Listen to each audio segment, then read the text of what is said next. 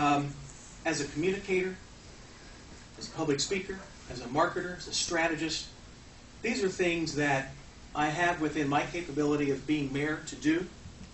And this is my economic development part of my platform. I will lead the effort for adoption of the Jasper Action Team Economic Incentive Program. This program has the opportunity to reward and strengthen existing companies, and that's very important. Longevity is part of this. We honor what they have done, yet we need to encourage new investment in our community, and not always from major capital improvements, but from hiring people. That's what matters. I will lead the city of Jasper in re-energizing our economic power by seeking new opportunities for existing companies and new alliances, including training in technology areas and life sciences. We can do it. Kimball International took those wood products people and created an electronics division that has really helped them succeed and thrive today. It can be done. I've already started. I've met with several groups of state officials already. I've been part of the Jasper Action Team. Worked with Radius Indiana. I've had several conversations already with economic development people throughout the state, tourism, etc., because of this campaign that I'm doing. I've done this privately, and that's how it will stay, but you can't just sit and wait to see if you get elected. I will instill a welcoming environment in our city government, that open for business thing, and enlighten those I meet about Jasper's economic strengths and our tradition of entrepreneurial spirit. One thing I've been doing for the last several weeks is thanking businesses that I see, thanking business people. And I've been told that they can't remember the last time a city official or potential city official ever came and said, "Thank you for doing business here."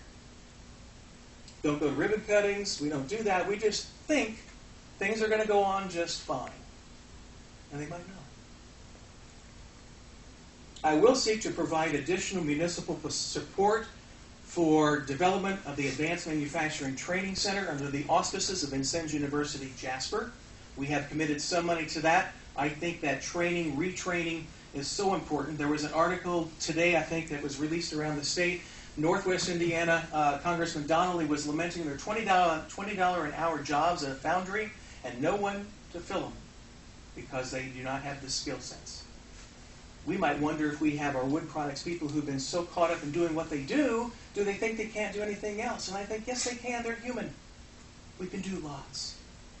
I will seek and encourage ways our great manufacturing workforce may capture those 21st century opportunities, diversification, retraining, and having our young talent return home, and I'll talk about that in a little bit more.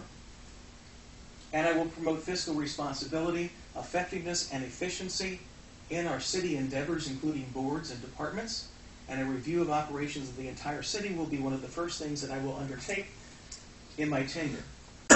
Not necessarily looking for things that are wrong, that we've done things wrong, but after 20 years of Mayor Schmidt's administration, things are going to change. It is a perfect opportunity to do what needs to be done, and we just need to do that. It's not paying disrespect or dishonor.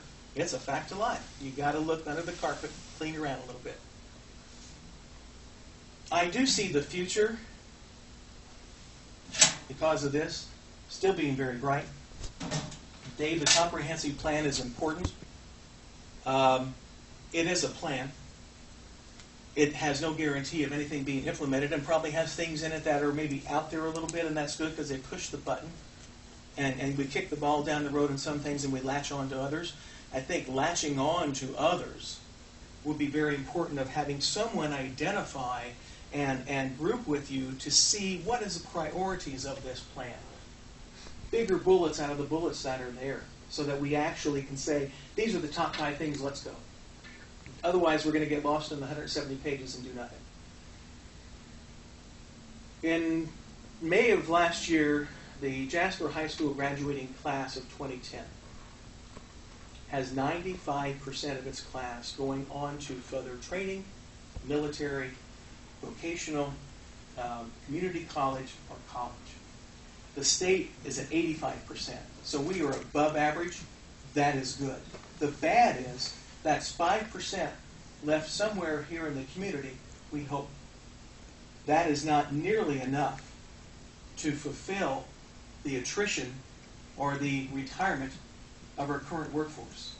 let alone the 5% that are left, how good a quality are they? Good people, but what skills do they have? How can we train them?